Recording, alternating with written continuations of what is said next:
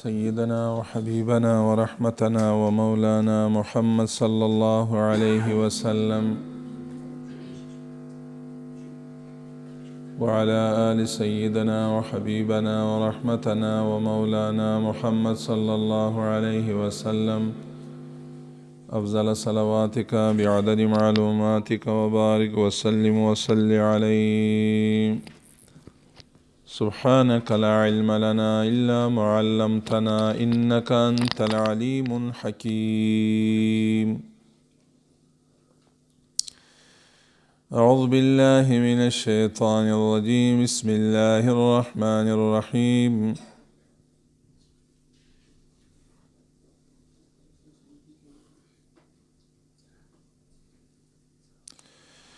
سورة أنزلناها وفرضناها وأنزلنا فيها آيات بينات لعلكم تذكرون.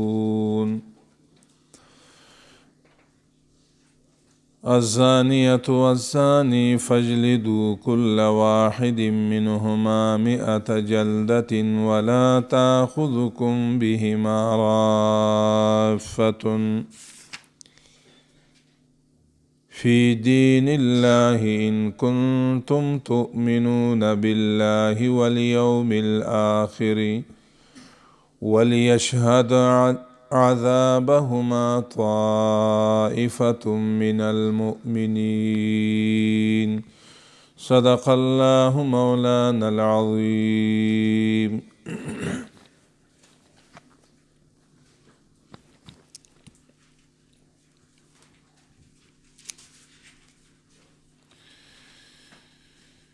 سورة نور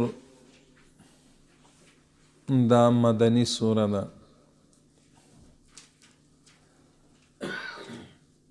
تاسو ویلی وو چې مدنی سوره هغه سوره ته وایي چې د هجرت نه وروسته نازل شوی وي.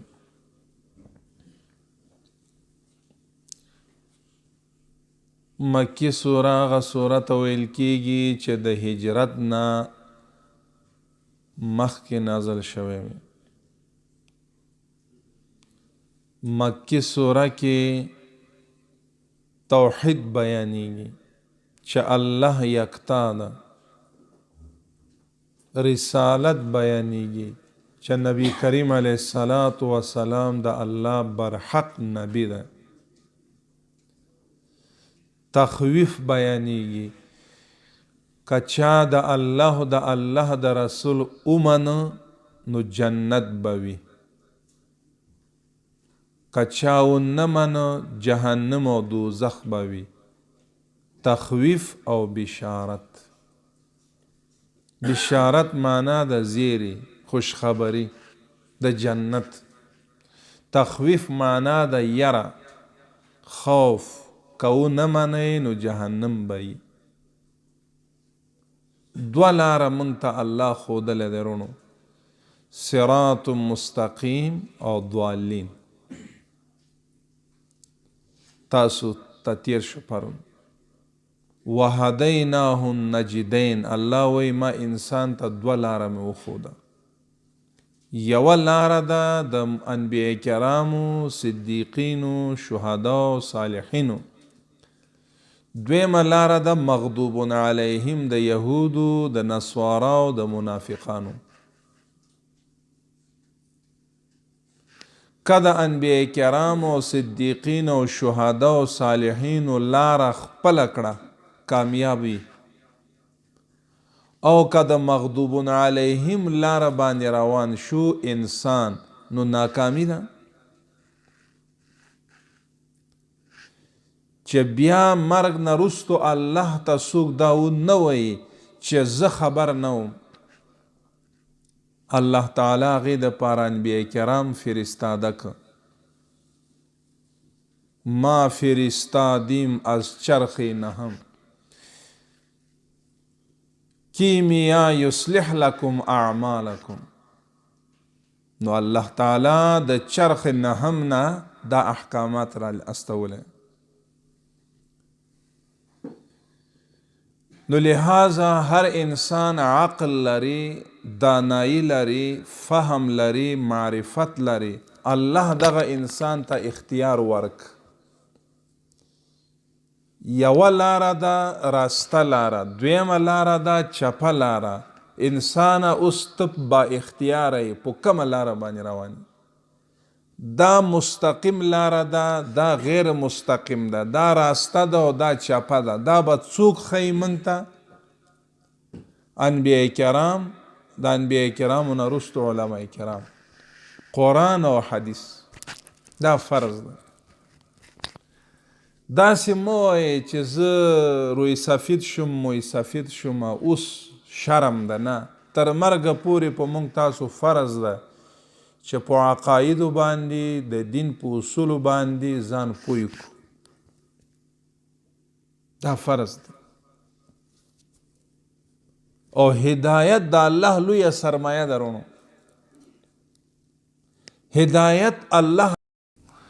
هدایت دا لوی سرمایه ده قدرمندو. الله هر چاته هدایت نه ورکوي. تاسو سوچ وکئ نبی کریم صلی الله علیه وسلم ناسکه کاکاو ابو لهب.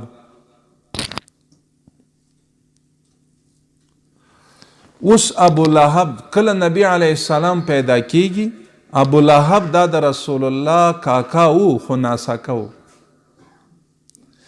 دا ابو لهب لګي نبی علیه السلام د پیدایش خوشحالي په وجه باندې یوه وینځه یوه کنیزه ازادوي. خو چې کله پیغمبر علیه السلام ته الله نبوت ورکوي، دا ابو لهب اول مخالفت کوي، خو الله ابو لهب ته هدایت نصیب نه کوي. نو هدایت دا لویه سرمایه ده. دا نه په نسب کیږي، نه په حسب کیږي، نه په دولت کیږي، نه په وطن کیږي. دا یوازې په فضل خداوندی کیږي. فضل خدا کې میسر شود، خونده و ناخونده برابر شود. او دې ته تاسو سوچ وکئ. هدایت دا عزت دا په نسب کې نه ده. عزت دا په وطن کې نه ده. عزت دا په دولت کې نه ده.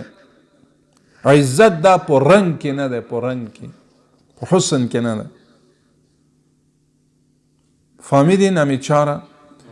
عزت نه به نسب است، نه به وطن، نه به دولت، نه به حسن و جمال، بلکه عزت دنیاوی اخروی به چیست؟ به ایمانداری، به تقوا، به حساب ایمانداری، تقوا، دیانتداری. ایمانداری، تقوا و دیانتداری که عزت ده، دنیا و آخرت. مثال په طور باندې لکه ابو لهب را واخلی. که عزت و کامیابی په وطن کې وای، تاسو راته وایاست د مکه معظمه نه ښه وطن به پیدا کو؟ نه. په دنیا کې د مکه معظمه نه ښه وطن، ښه ځمکه په دنیا کې نشته. نو ابو لهب د کوم ځای اوسیدونکی و؟ ځواب راکړئ. د مکه مکرمه. که عزت او کامیابی که په حسن کې وای، ابو لهب به بیا به کامیاب شوی و. د ابو لهب اصل نوم عبدالشمس و، عبدالعزا. دته ابو لهب ولی ویلی؟ د لهب پلار. لهب وی د اور هغه شغلې ته وی، آتش. ځکه د ابو لهب رنگ داسې و مثل آتش واره. خو د بلال رضی الله تعالی عنہ رنگ ته وګورئ، د رنگ نه تور، غټې شونډې، غټې پنډۍ، حسن نو. خو نبی علیه السلام فرمایي زه چې معراج ته لاړم، شب معراج ته، الله چې جنت ته بوتلم زمانه مخکې د قدمونو کشهار راته چې ومې که د بلالو مانه مخکې روان از ما پیش روان بود طرف جنت د داخل جنت. از بلال رضی الله تعالی عنہ پرسید که خودت چه عمل میکنی؟ از ما پیش روان بودی امی تو. گفت هر وقت که ما ترت شتانده بعد از ترت شتاندن ما باز وضو میکنیم 2 رکعت نفل میکنیم بس. عمل قلیله چرا نبیم باشه خب مقبولیت اهم است. تاسو سو ګورئ د رنګ نه تور د وطن نه چې دی نو سوډاني د نسب نه غلام او مرئی غلام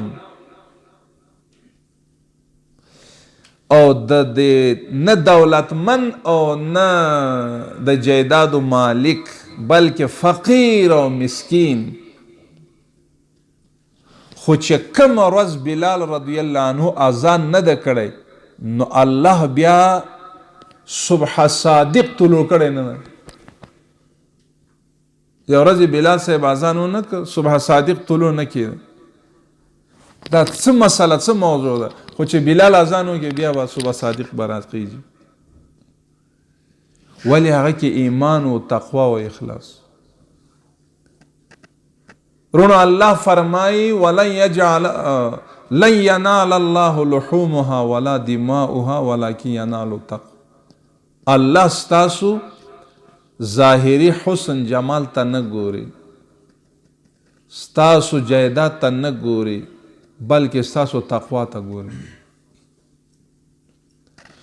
نو ابو لهب د مکې اوسیدونکی و خو چې ایمان نه و نو الله بددعایي کوي تبت یدا ابي لهب ابي لهب دی هلاک شي. ابو لهب د نبی علیه السلام کاکاو خو که نسب کې خلاصي وای نو ابو لهب به خلاص شوی لکه دا بعض مونږ کله کله که تاسو به معلومات کړی وي یکان مسلمانان نماز نمیخوانند اگر پرسانش میکنی چرا نماز نمیخوانی میگه که بابای کلان ما سعید بود. خب بابای کلان و خودت خود سعید بود اگر مادر کلان هم سعید شوه خودت نماز نمیخوانی نو خود به جنت خودت نمیبره. چې نبی علیه السلام خپل کاکا جنت ته بوتلی نشي نو بابای کلان دی سعید وینو یا مولا تیر شوی وي نو د هغې په وجه باندې چې زمونږ عمل نه وي مونږ به جنت ته ځو نه چې خپل عمل نه وي. فاطمه رضی الله عنها د نبی علیه السلام لخت جگر وه. فاطمه رضی الله عنها د علی رضی الله تعالی عنه مبارک بیبی وه. نبی علیه السلام فاطمه ته وی رضی الله عنها ته یا فاطمه لا تتوکل علی په ما بروسه مه کوه فاعمل که ستا عمل نه زه تا جنت ته نشم بوتلی. عمل ضروري ده. لہذا دا څلور خبرې ځان سره نوٹ کړئ. عزت په وطن کې نه ده عزت په رنگ کې نه ده عزت په قومیت کې نه ده عزت په دولت کې نه ده عزت په حسن کې نه ده. حسن کې عزت نشته د الله په دربار کې نسب کې هم نشته دولت کې هم نشته وطن کې هم نشته خو چې ایمان نه وي تقوا نه وي چې وي نو بیا سته.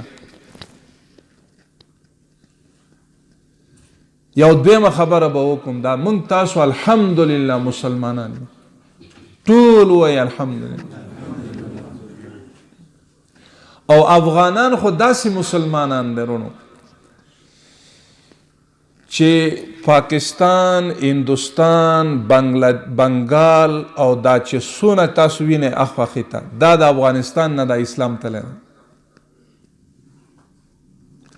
افغانان د دې ټولو محسنین دی.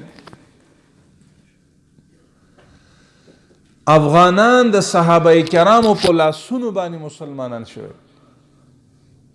دا واحد قوم ده چې من حیث القوم مسلمانان شوي. عبدالرحمن ابن سمره رضی الله عنه صحابي ده. د عبدالرحمن ابن سمره رضی الله تعالی عنه برهبریت کابل فتح شده. الحمدلله من حیث القوم مسلمانان شدن افغانان. اوس که څوک وایي چې موږ فلان کې نسب کیو موږ قومیت عصبیه، نه، اصل شی ایمان او تقوا ده. د ستاسو اطمینان دپاره ووایم، ګوره حدیث کې راځي، قرآن کریم کې هم راځي، د نبی علیه الصلاة وسلام یو بل کاکا او سکا ابو طالب، نوم اورېدلی؟ نام شنیدین یا دیدین در کتابا؟ هوش گوش من به دسترخوان است که نه؟ کتابونو کې خو لیدلی که نه؟ ابو طالب صاحب چې دی، ابو طالب صاحب دا د نبی علیه الصلاة وسلام 45 سال خدمت در رسول الله صلی الله علیه وسلم کرده. 45 سال.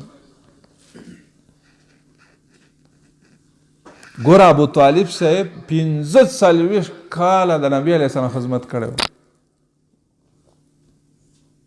او د قوم سردار و.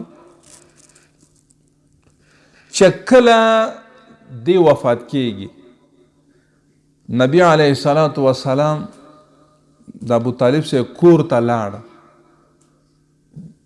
خانه شرف کې دید ابو جهل، عتبه، شیبه د دست چپ 6 تا بودن.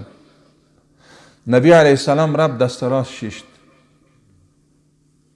باز نبی علیه السلام همیتون نزدی و قریب شد و فرمود قل یا عمی فی اذنی ان کلمت الله اله الا الله احتجب ربی. کاکا جان دمی گوش ما محض یک کلمه توحید بخوان، روز قیامت با شفاعت خواهد کردیم برای خودت.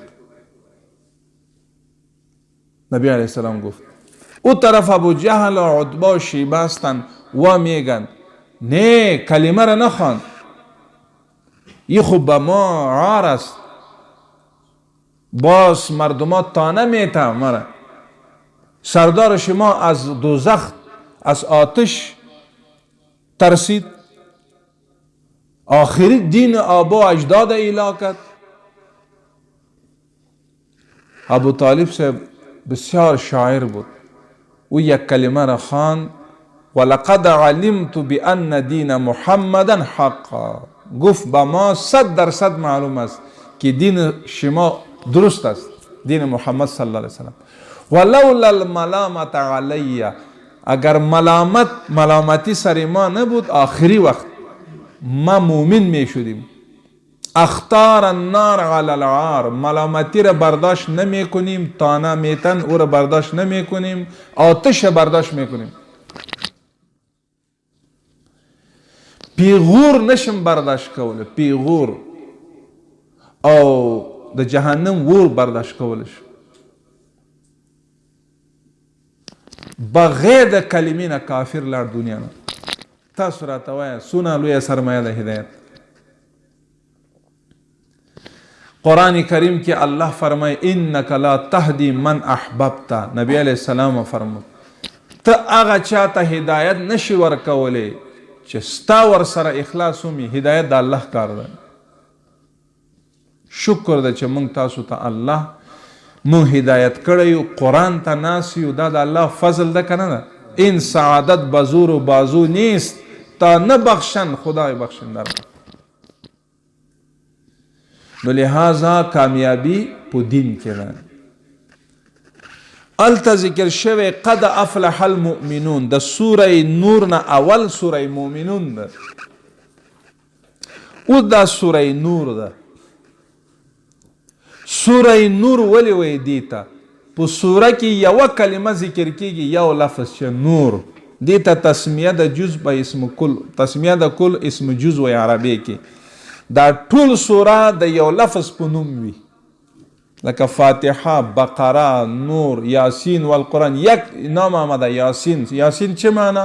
یا سید الثقلین، سردار انس و جن. خب یک لفظ ذکر شده بنا موضوع سوره یاد شد.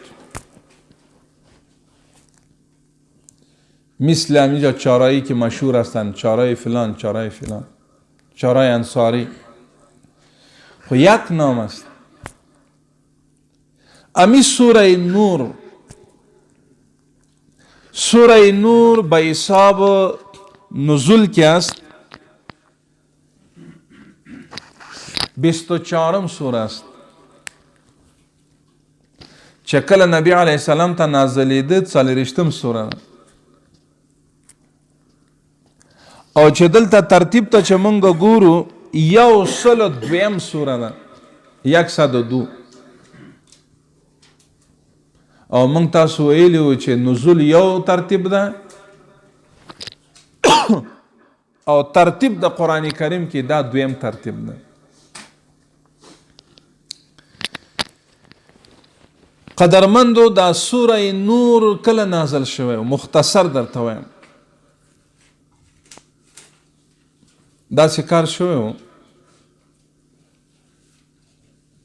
چې نبی علیه السلام څونه جهادونه کړی. تاسو ته معلومات شته؟ چقدر غزا کردن؟ چند تا غزا رفته بود؟ 27. او که مونږ سوچ وکړو نو مونږ به چېرته یو 5 دفعه هم نه رفتیم. افغانان همه مجاهدین هستند ماشاءالله. کسی مجاهد سنگر هستند، کسی مجاهد قلم هستند که هیچ نباشه مجاهد خوراک خواستیم. نبی کریم علیه السلام که غزوه بنی مستلق میگه، غزوه بنی مستلق رفت. وقتی که برگشت نبی کریم صلی الله علیه و سلم مبارک در غزوه بنی مستلق 3 واقعه شده. یک واقعه افک شده. هر وقت که در غزا نبی علیه السلام می رفت ازواج مطهرات یکیش یا دویش امرش بود. فهمیدین؟ اوجا نامه را نوشته میکردن، هر نام که می برآمد او را می برد همراه خودش. ازواج مطهرات نبی علیه السلام مبارک تقریبا ازواج که بودن چند بودن؟ ازواج 11. آفرین. څنګه؟ نه 11 است. بس نبی علیه السلام کنیز نداشت. خلاص وقتی که نبی کریم علیه السلام عروسی که میکنه مثل ازوار حور و اصیل هیچ کسی نیست. صفیه رضی الله تعالی عنها وقتی که عروسی میشه اول آزاد میشه باز عروسی میشه. ازواج مطهرات اما حور بودن. مجموعه که توتال که ما حساب کنیم 11 بودن. با یک وقت 9 ازواج مطهرات زنده بودن. یک وقت.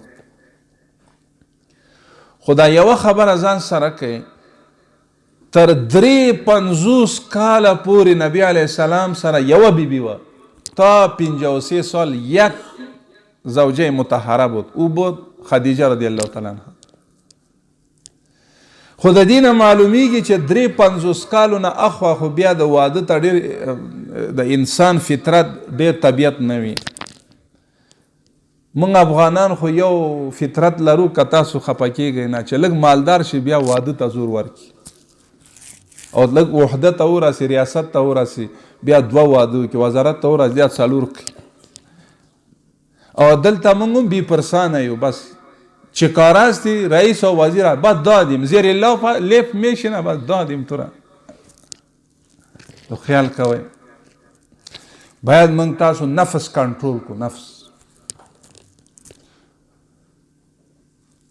نو نبی کریم علیه السلام غزوه بنی مستلق که می رفت دمی وقت تخمینا حضرت عایشه رضی الله تعالی عنها امرش بود. او را باز میگیم انشاءالله اینده میه. خو اصل سبب نزول سوره نور امو واقعه حضرت عایشه رضی الله تعالی عنها است. بس دیگر اوجا باز میگیم انشاءالله اینده. 53 کالونه رستو نبی علیه السلام بیا واده کړی ده نورو سره لکه لس بیبیانو سره رستو کړی.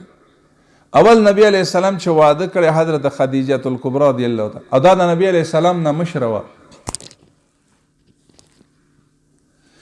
نو بیا هغې نه وروستو چې کله هغه وفات شوه او دا چې څونه زامن دی طیب طاهر دا طه یا دا نبی علیه السلام چې څونه نرینه اولاد و دا د خدیجه رضی الله عنها نه و. یو قاسم دی بس هغه د بل بیبي نه وه بس.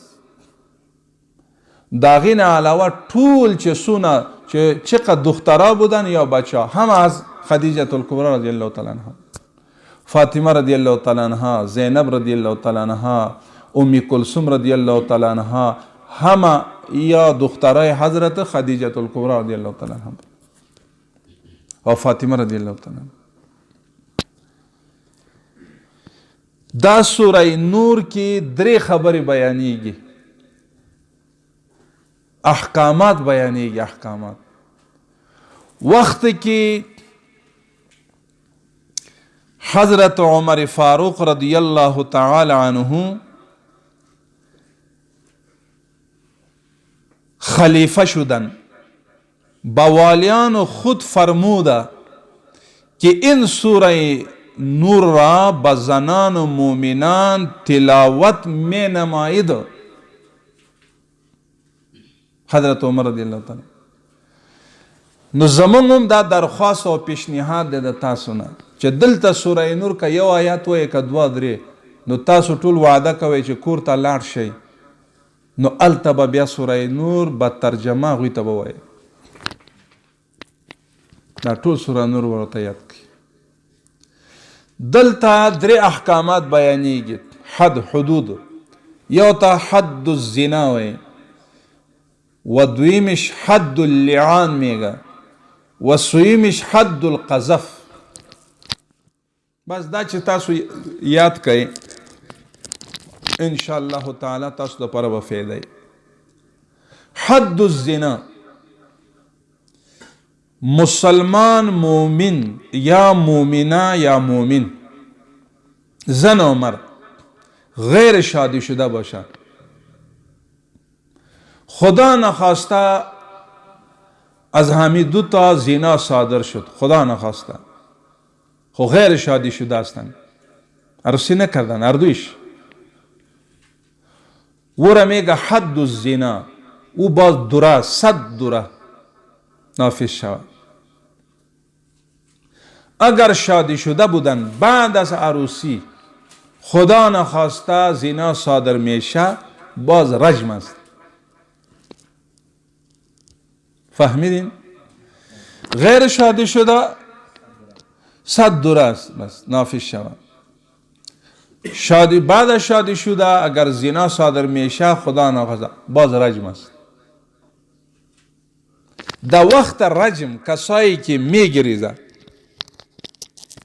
اینجا رجم شروع است.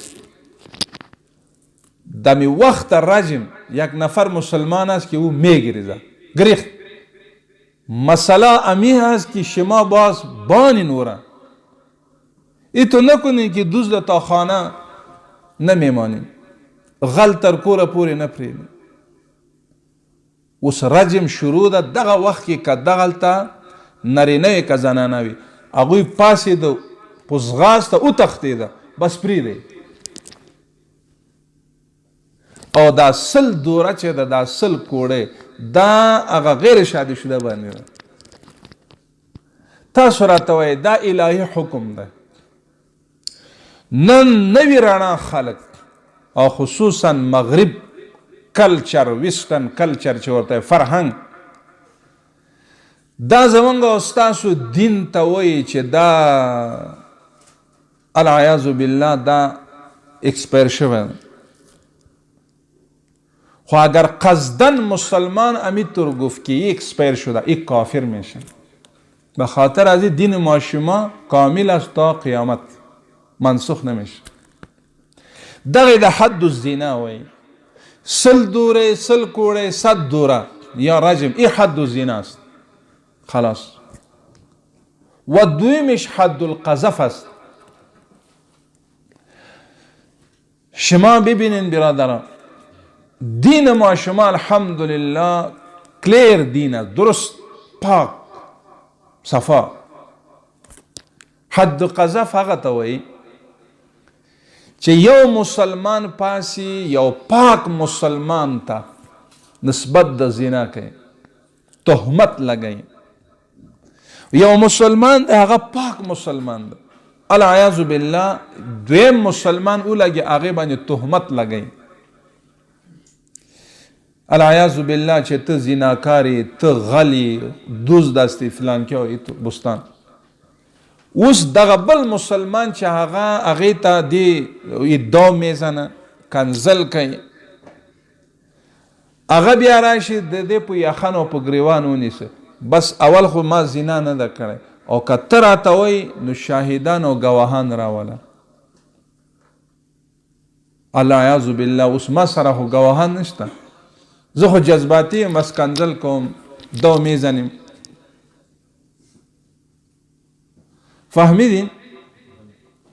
اوس چې چا کنزل کړی وي نو دا به محکمه کیږي، عمده باندې اتیا کوړې جاری کیږي چې تا مسلمان ته ولې کنزل وکړو، پاک مسلمان ته. څونه ښه دین ده، پوه نه شوئ. دریم ته حد اللعان وایي، او په دې سوره نور کې درې واړه شته. حد اللعان څه ته وایي رونو؟ حد اللعان دې ته وایي شوهرش بسیار جذباتی است، ای که بیرون برای ای تو میترسه، از سایه میترسه که در خانه بره و با شیر جور میشه. بعض این صفت خوب نیست که باید بیرون شیر جور شوی. دی چې کور ته لاړ شي نو هلته دی بیا کنزل او بد اراده وایي. زموږ اسلام دا نه غواړي چې ته خپل بیبي ته او میرمن ته کنزل وکړه، دا زموږ دین نه وایي داسې.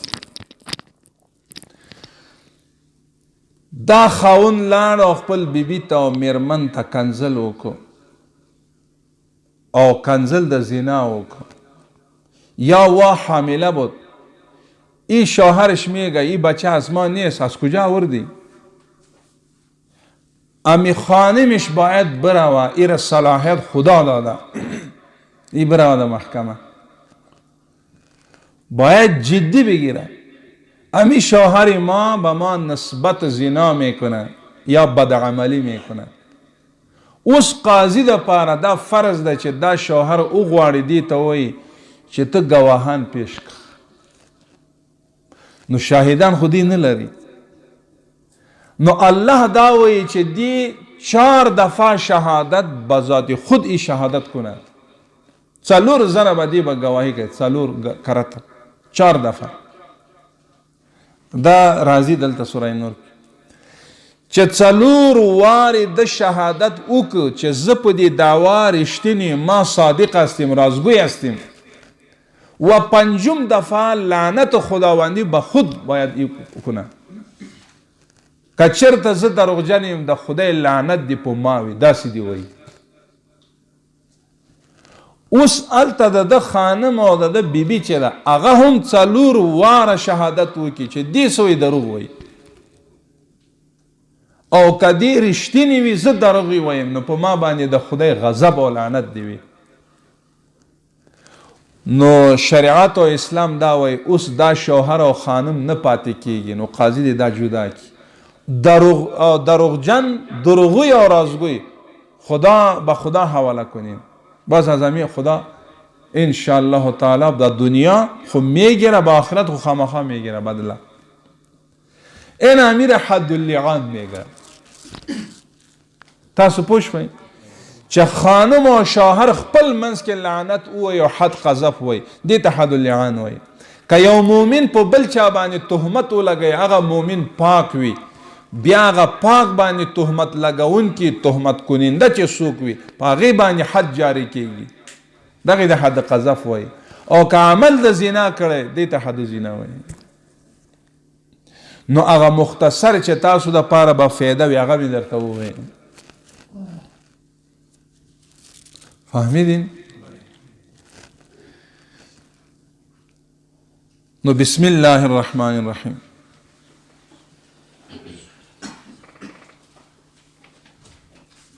بسم الله الرحمن الرحیم شروع کو د الله تعالی په نوم. ځکه الله نازل کړی دی دا سوره نور. ځکه چې الله رحمان دی. ولی رحمان دی؟ ځکه احکامات الله نازل کړی دی د سد الباب د پاره، چې دلته سد الباب راشي د څه شی؟ د اعمالو سیئه. الرحیم الله مهربان ځکه دی. رونو تاسو وګورئ که حد جاری شي الله معاف کوي. دا هم د الله مهرباني ده. که حد جاری شي الله معاف نه کولی بیا به مو څه کولی؟ بیا به مو څه کولی؟ حدیث کې راځي چې یو مسلمان الله دې نه کې چې زنا کوي د ده نه دا ایمان وزي، مثل چتری واره، مثل بام واره بالا همی تو ایستاد میشه. دمی وقت خدا نخواسته اگر مرگ بیاید این بیمان از دنیا رفت، خلاص.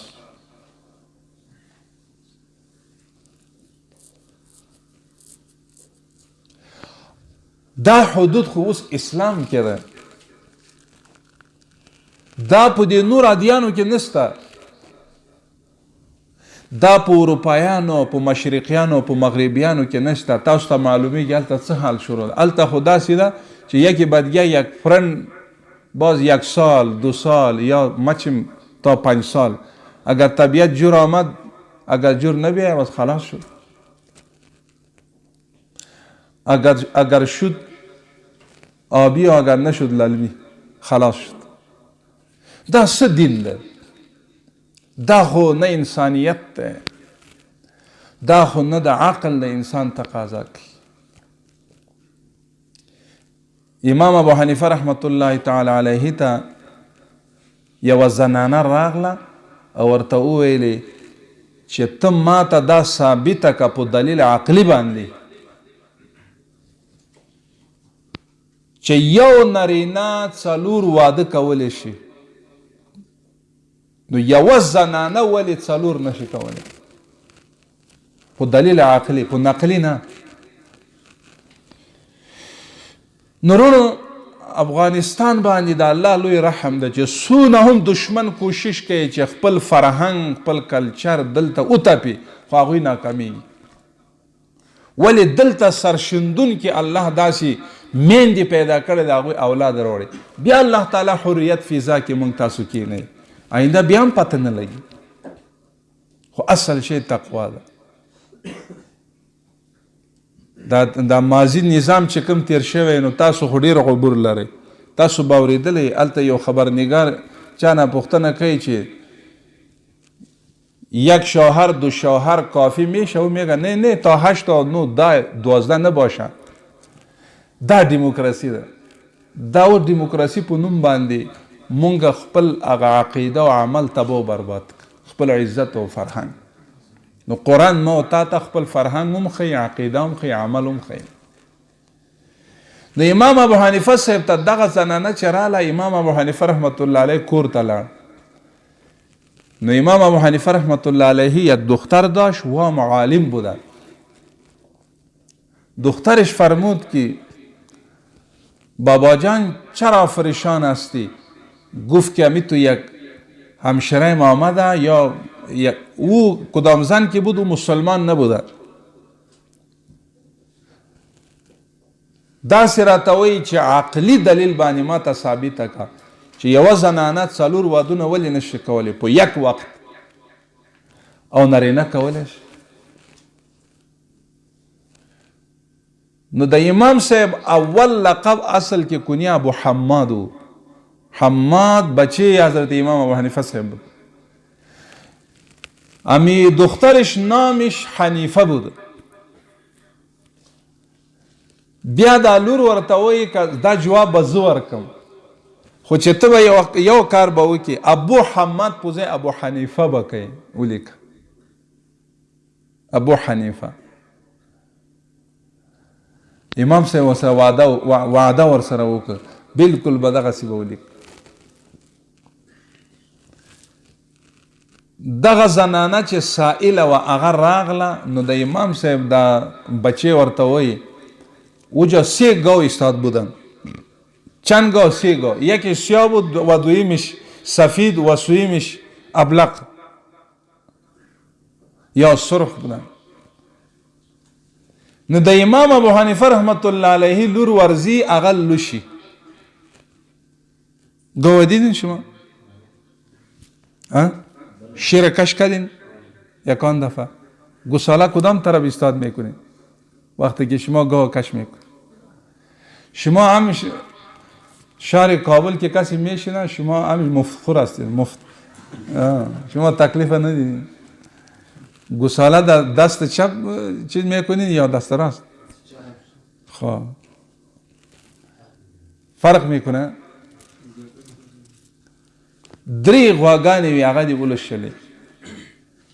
وقتی که شیر میبره ور میگه شیر سفید و شیر ابلق و شیر سرخ و شیر سیاه کدامش است؟ و خب مخلوط شده، میکس شد، امتیاز کردن نمیتونه. گفت که چی ما خود نمیفهمیم. چرا در یک شیردانی بوده. خود دختر امام ابو حنیفه رحمت الله علیه گفت که یک زن باشه 4 شوهر باشه امین نسب باز امید تو گډوډ میشه. پدرش کدام شد؟ باز هم زن مسلمان شد. زمان ستاسو دین پاک دین ده. دا ویروس جراثیم نه قبلای. خو البته اغیار کوشش کوي چې څنګه مفکوره خرابه کی د ازادي په نوم باندې. اوس تاسو سوچ وکړئ ورونو لکه دا کم افغان فرهنګ ده او یا اسلام او دین ده. ګوره په اروپا کې هم دا نه کیږي چې څوک د چا هغه حجاب او چادري وسوځي. سوختاندن چادری ای کدام فرهنگ است؟ اگر سوال میشه چرا ایره سوختانی؟ ما حقوق النسوان نماینده هستیم. حقوق النسوان خو ایره نمیگه که حجاب هم میسوزانی. میراث داده نمیشه، حجاب و پرده نیستن. اوس دی که وګوره سونه نو مونږ تاسې باید دا وغواړو چې زمونږ خویندې میندې زما د پرب قسمي چې زمونږ د خویندې میندو کوم عزت و احترام و وقار دا قرآن مخې ته پروت دی. با قسم بالله میگیم کدام احترام و قدر در قلب و دماغ ما شما است باغیار نیست.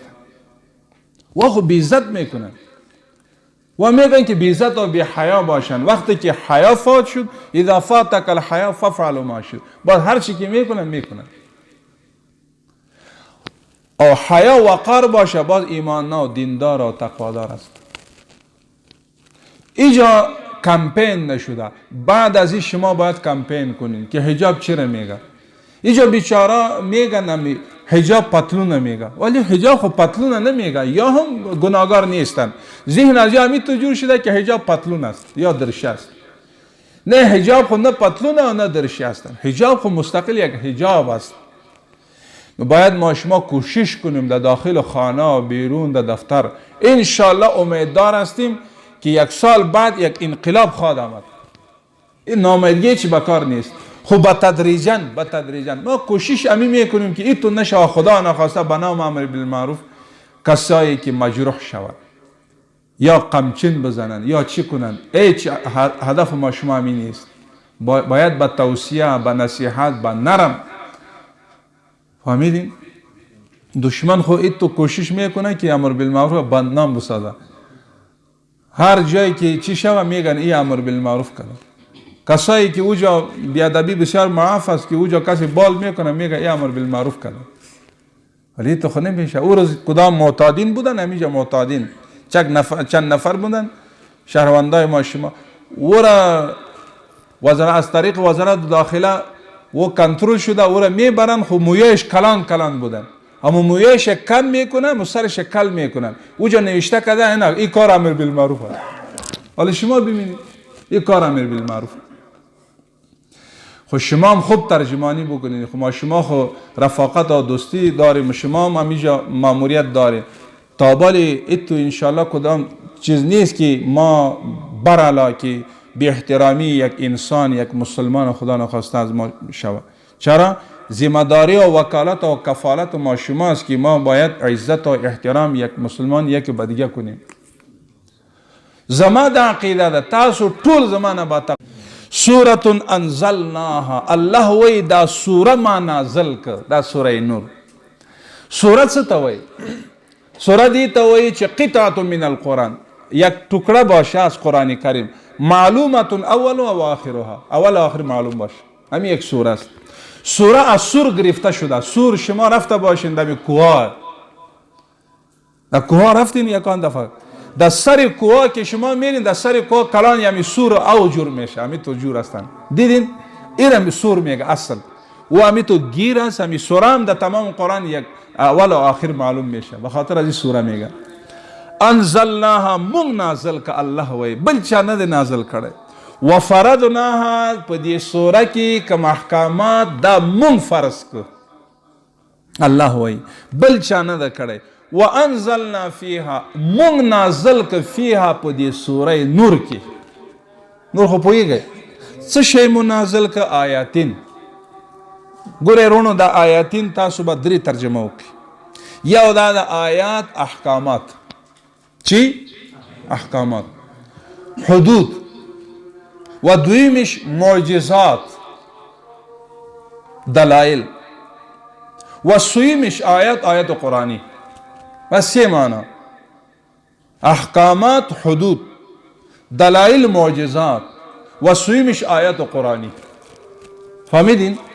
الحمدلله پوی شوی؟ تشکر